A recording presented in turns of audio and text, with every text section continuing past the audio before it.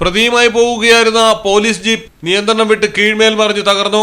അപകടത്തിൽ വഴിയോര കച്ചവടക്കാരൻ മരിച്ചു. പോലീസുകാരടക്കം 4 പേർക്ക് പരിക്ക്.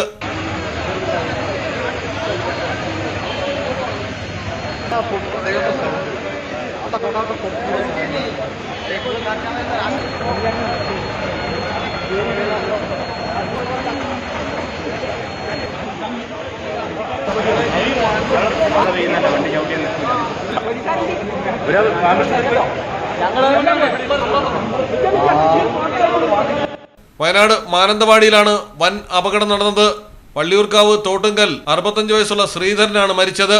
വഴിയരികിൽ ഉന്തുവണ്ടിയിൽ കച്ചവടം നടത്തുന്നയാളാണ് ശ്രീധരൻ.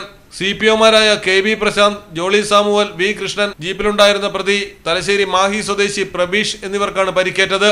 വള്ളിയൂർക്കാവ് ഓട്ടോ സ്റ്റാൻഡിന് സമീപം വെച്ച് ജീപ്പ് നിയന്ത്രണം വിട്ട് മറിയുകയായിരുന്നു. വാഹനം നിയന്ത്രണം വിടാനുള്ള സാഹചര്യം വ്യക്തമല്ല. Malayalam television, Wayanad.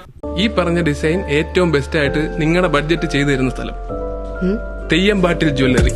Trendy and customise collection, best in budget. Theyyampattil പോലൊരു ഓപ്ഷൻ വേറെ ഇല്ല.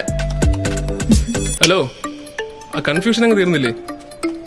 പണി കിടക്കട്ടെ. Jewellery that tells your story. തെയ്യമ്പാട്ടിൽ jewellery.